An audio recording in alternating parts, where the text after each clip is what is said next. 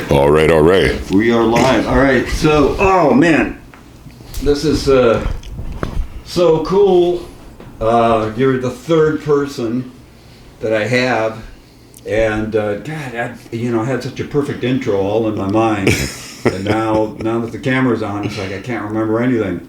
It always happens. But yeah, Michael Geedeer, ladies and gentlemen, me. Michael Geedeer, all the way from Detroit. Yes. Working at Joker's tonight, February 25th. Show starts at 7:30. If you happen to catch this on Saturday, because I'm going to upload it. It's basically live. I'm going to upload it as soon as we're done. I'm not going to do any editing. And if you catch it later, Cat Ben, you'll know what he's like next time he comes to town. So that's right. Yeah. But come there tonight, though. Damn, you sound like Barry White, man. Man, I'm not even trying. I'm not even trying. You do any singing? I do. I sing. I do voiceovers. I talk to ladies. Yeah. Hey, it's just nothing. The weirdest thing is having this voice, you get the weird request. So I've been asked no less than a dozen times to stand in people's bedrooms and just talk while they have sex. And I'm like, okay, am I participating? He's like, no, we just want you to stand there and talk. Well, no, I said, that's some creep. Well, that's kind of creepy too, Yeah, kind of. Standing in the corner like, yeah, girl. Yeah, take those pennies. That's funny. That's hilarious. Are you serious? I'm dead serious. Dead serious. Why can't I have a voice like that? I'm just saying, it gets me in and out of trouble. Man, you came a long fucking way. I'm going to get the fucks out of the way right away because I want, I just want this to be a totally open conversation. Yes, sir. People talk like they do. Absolutely. And people don't have to cuss, but if you want to cuss, you can or curse, whatever. So you came a long way. You came from Detroit, man. Yeah. Flew in late night, red eye to get here. To entertain the folks of the Tri-Cities, not just Richland. But, Joker's is in Richland. But we're the Tri-Cities. I don't know if you know that. I know of it, but what are the three? It's Kennewick, Pasco, and Richland. Okay, and Richland is the biggest? I think so. They're all growing though, because now there's a West Pasco and there's a West Richland, and I think there's a West Kennewick also. The area's growing. So and I'm still new. I've only been here a year and a half. Okay. Cause I asked this question. I'm like, does that mean that Richland is the biggest? Yeah. And they said no. Richland is the best. So Pasco and Kennewick. To somebody that lived in Richland. Pasco, Kennewick. You better get your game up. That's right. That's right. I make fun of that. About how people get territorial, because I'll go like, I just moved here from Idaho. I live in Kennewick, and sometimes I'll get applause, when I'm here at Joker's. Right. Sometimes I get nothing. I go, oh yeah, a bunch of people from Pasco here tonight. It's like we got to learn to live together like human beings. Right. We gotta just get together. Because we're all more alike than we are different. All of us here. 100%. Yep. And need to go up to Yakima and fuck those people. That's where it's at. Fucking yaks, man. Those yaks. Well, I'm originally from Pontiac, so I kind of, I don't know. Yaktown, they might have something going on there. No, Yakima is great people too, man. Great people too. We like to joke about it. You know how it is. You're on the road. You always find that people always joke about the next town. Right. A lot of comics come in here and go, so what's the next town over? What's the town everybody makes fun of? Yeah, I don't understand that in a way, because it's like, I love to travel, and I've been to some very interesting places all around the country. Right. Some real what people would call shitholes and some pretty fancy spots. Right. And the one thing that I've come to understand is that like you said, people are people. We're all more alike than we are different. Right. And I've gone to places where it's like, well, okay, probably should have brought a weapon, and ended up being one of the best experiences of my life. You never know. Right. We put so much emphasis on big cities and all of that. People just want to be entertained. Right. They're not there to fight me. I usually perform in front of predominantly white crowds. And coming from Detroit, coming from that area, a lot of black comics are like, whoa, are you kind of, is that a concern? Yeah. Well, and I'm like, no, they're there to laugh. I'm not there to fight them. I'm just there to tell these jokes, collect my money, and get out of Dodge. Yeah.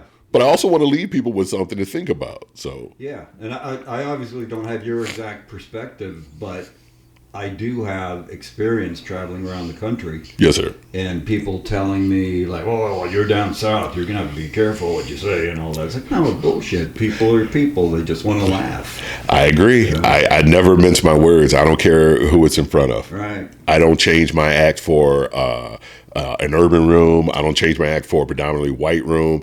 I will for a church, but I don't get invited to do churches. So I've done a couple of church shows. They're very short. Yes. They're very short if I do a church group. You're like, hello, God bless. God bless you. Good night. Thank you. Good night. Bible's great. Right, exactly. So I watched your act last night, man. People really enjoyed it. Thanks, man. Thanks. And you and I found that you and I have something in common. We were both married for 20 years, and we're both divorced. Yeah. I did it twice, though. Well, you're ahead of me. I got to catch up. No, you don't. There's some records you just go keep running, Forrest. Just go. Yeah, man. Well, what made you do it again after the first one? Well, I thought the first one I was so young. I got married at 22. I had my first kid when I was 16. Oh, wow. And we got married when I was 22. I just figured it was a natural progression. I have a very weird life, almost like reverse Benjamin Buttons, because I had my kid first. Then I went to college and tried to pursue a degree at Cornell, no doubt. Oh, so, yeah. And then left there, got married, got a house, started a career, then got divorced. So it was just kind of this weird set of circumstances. How far did you get at Cornell? A year and a half there. Year and a half, yeah. Mechanical engineering. Left there and came back home to help take care of my kid. Good for you. So, Good for you. Yeah. I dropped out of college 3 times. Never finished. So I got you there. You only dropped out once, right? Right. There you go. Yeah. See? Look at that. We're even. People are people. It's the same thing. College, marriage.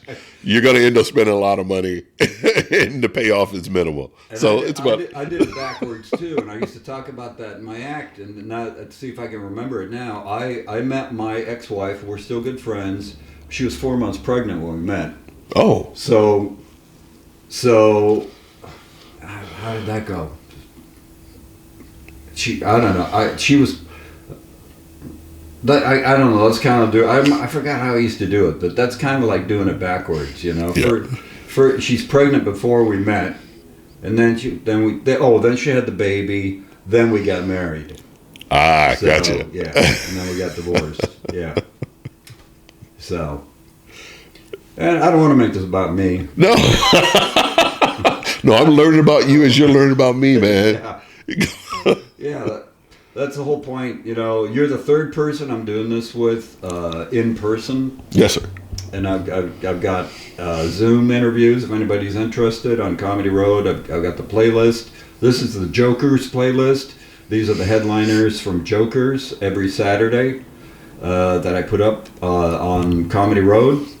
And you're the third one. The first one was actually the managing partner, Max Faulkner. You met him last night. Max. Yes. Yeah, and we did it in my office in these chairs. And then the next one was at the table, dining room table, with these regular chairs that nobody can see on camera, with Todd Johnson last week. Oh, nice. And then I put the wicker chairs in here for you because I'm trying to find the right look, the right feel. What I'm actually looking for is something that won't show off my gut.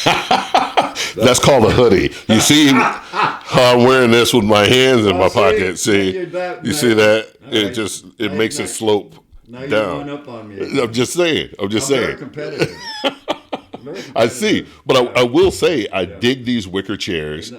I think this whole vibe is very it's a very sexy vibe. What you should have is like a dead animal just hanging out here. We're not in Idaho. Well, that's what makes it unique. We're Washington State. Animal. Yeah, what is it? The cougar?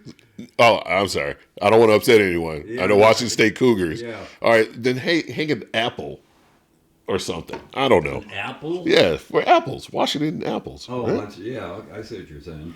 How about a salmon? We got the Columbia River right Boom, there. there you go. Yeah. Just a giant salmon. Just hang it there. Just smell it. We can talk about plenty of fish. You're like, You want to talk about Plenty of Fish? oh God. Why don't you tell us about your experience on Plenty of Fish?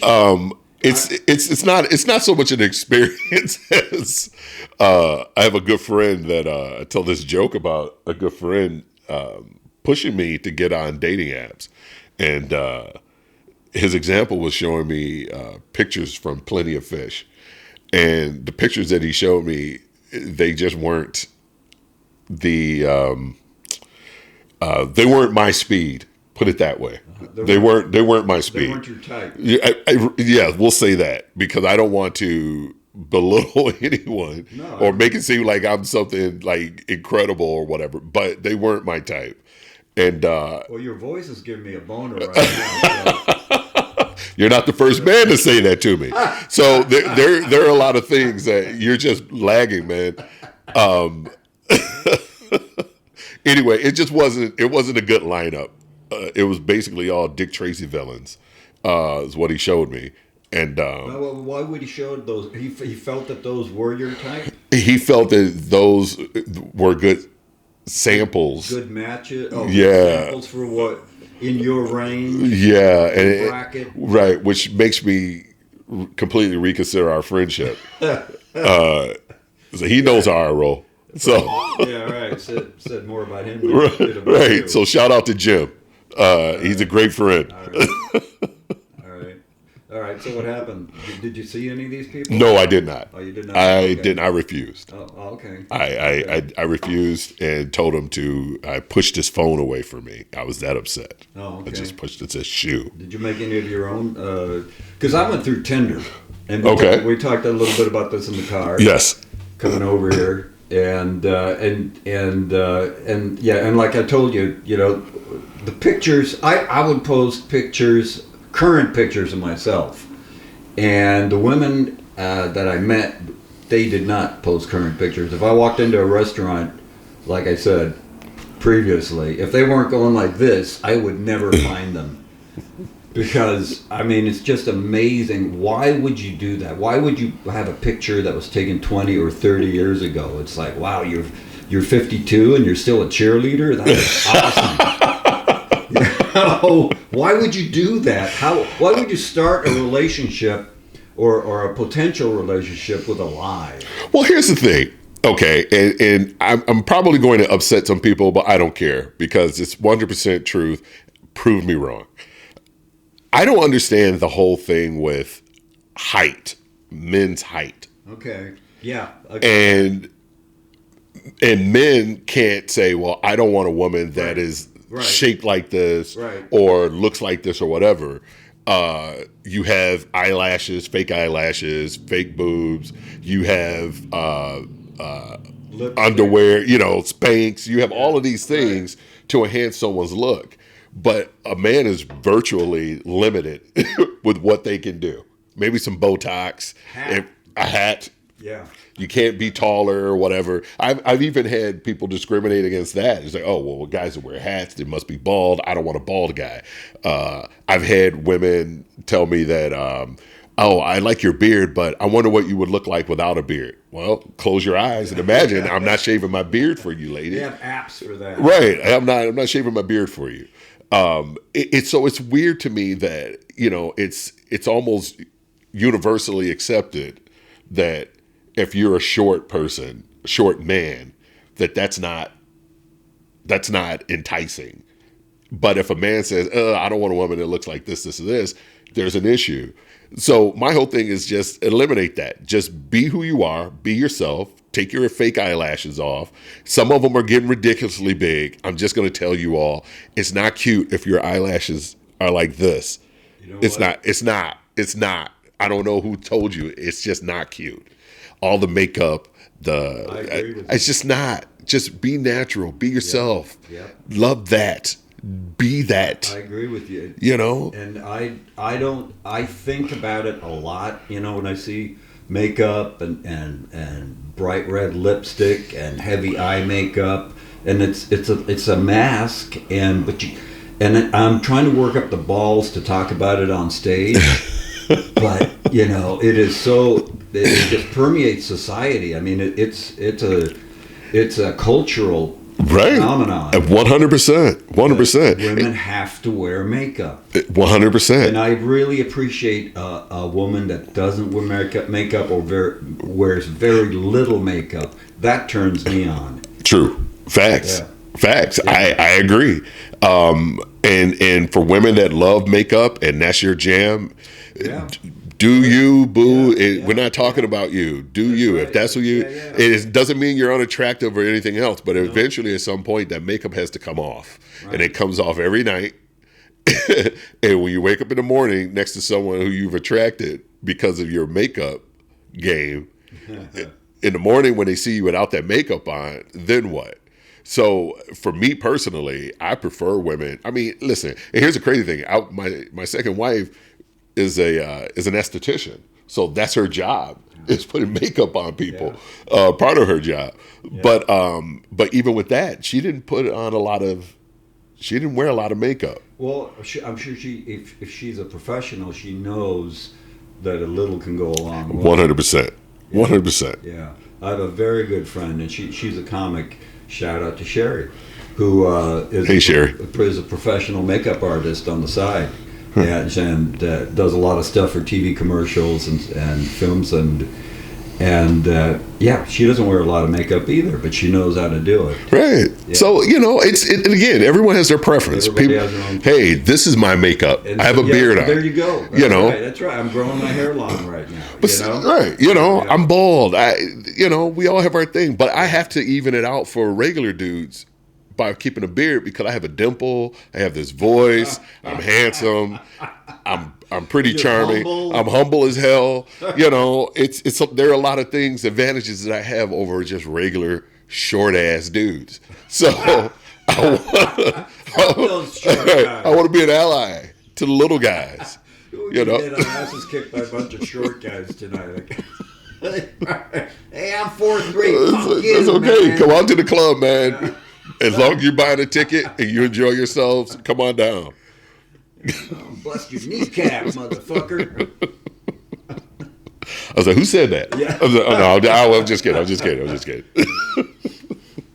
Bill Cosby. I know it's not popular to talk about Bill Cosby now, but he was my favorite comedian. I mean, not necessarily my favorite person. After all this shit came out. Right. But when I was a kid, that's what turned me on to comedy, was listening to, somebody turned me on to Bill Cosby albums when I was 11, 12 years old. Yeah, man. That's what got me into comedy. And I just remember him doing a bit about being mugged by a midget. He said karate. Remember that bit that he did? Yes. Yeah, right. So he's just walking down alleys with money just hanging out of his pockets, hoping somebody's going to mug him because he's been taking karate lessons. Right. And then he hears, all right, stick him up. He turns around. It was a midget. He's going, it was a midget. It's like, you totally missed him. And he goes, what are you, some kind of song and dance man? I'll blow your kneecap off. I'm doing Bill Cosby tonight, ladies and gentlemen. Listen, there's nothing wrong with Cosby, as far as his comedy is concerned, and even to a certain point, his well, let's just say his entertainment career.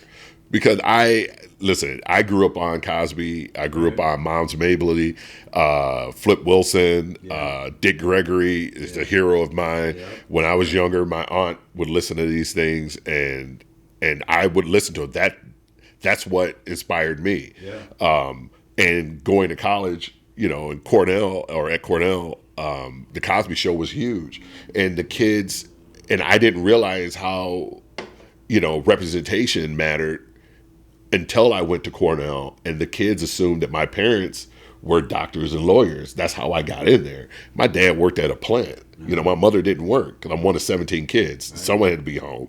So one of 17 kids. One of 17, yeah. And I didn't hear you talk about that last night. Yeah, I mentioned it. Yeah, I'm one of 17 kids. I have 10 sisters and sisters. No. I just mentioned it at the end, at the story about my son. Yeah. I have 10 sisters and 6 brothers. Wow. Yeah.